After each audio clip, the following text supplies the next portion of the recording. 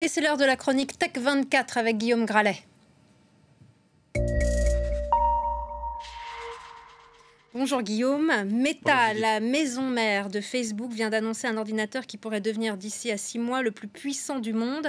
Sa mission, c'est booster l'intelligence artificielle, mais surtout nous permettre d'entrer dans le métaverse. Oui, l'idée, en fait, à travers AI Research Supercluster, son petit nom, eh bien, c'est d'utiliser des millions et des millions d'exemples de vidéos, de textes pour travailler à l'analyse d'images, pour créer des outils de réalité augmentée, arriver à des modèles de vision par ordinateur, la traduction instantanée pour des millions de personnes en même temps. Bref, vous l'avez dit, l'ordinateur le plus puissant du monde qui pourra être utilisé notamment pour les métavers.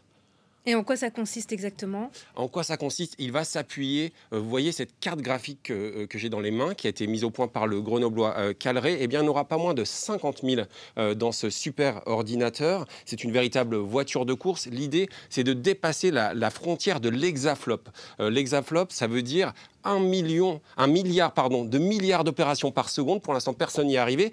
Et Meta, s'il va jusqu'au bout, promet que ce supercalculateur atteindra 5 hexaflops.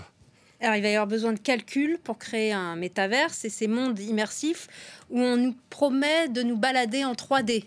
Oui, alors, il se passe des tas de choses aujourd'hui dans les mondes immersifs, les mondes parallèles, où on ira un jour ensemble, j'en suis sûr. Judith, il y a la retransmission. C'est vrai que ça peut faire un peu peur au début de l'Open d'Australie sur Decentraland, par exemple. Des concerts de Warner sur Sandbox, par exemple. En réalité, si on interroge un chercheur, Alexandre Bouna, du CA, il explique que pour arriver à cette interaction entre des dizaines de millions de personnes, pour qu'elles puissent se parler, agir, aller à des concerts ensemble, eh bien, il faudra un facteur 1000 par rapport aux capacités de calcul qu'on a aujourd'hui. Mais Facebook et sa maison mère Meta, Guillaume, ne sont pas les seuls et c'est même une course mondiale. Oui, c'est une course mondiale et aujourd'hui, eh bien, il y a plusieurs champions mondiaux. Il y a notamment Fujitsu, qui est le premier de cette course avec son superordinateur Fugaku. On a également les Chinois de plus en plus présents qui voudraient monter sur le podium, des Américains et effectivement le superordinateur de Meta qui rêve, s'il tient ses promesses, parce qu'il n'a pas encore été testé en grandeur nature, de prendre la première place de ce podium. Donc cette course aux grandeurs et géopolitique, c'est pour quoi faire?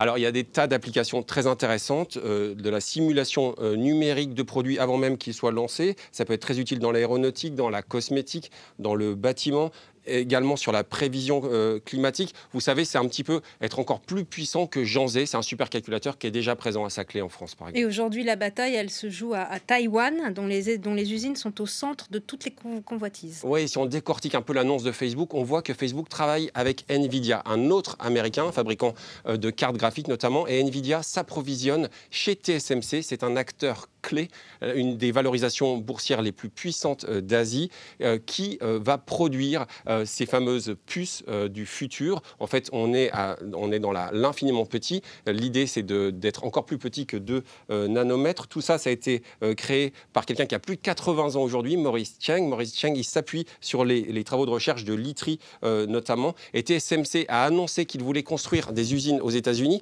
mais ça n'a pas vraiment les faveurs de Pékin qui voudrait garder un petit peu la mainmise sur cette usine. Bref, on est au cœur du conflit technologique entre la Chine et les États-Unis. La question, c'est quand même, est-ce que le toujours plus pour l'homme est aussi un toujours plus pour la planète? Tout cela aura un coût écologique et un impact sur notre vie privée? Oui, c'est une vraie question qu'on peut se poser dès maintenant, puisqu'on aura de plus en plus de capteurs. On a déjà parlé ensemble, Judith, de cette peau artificielle sur laquelle travaille Facebook avec l'université Carnegie Mellon.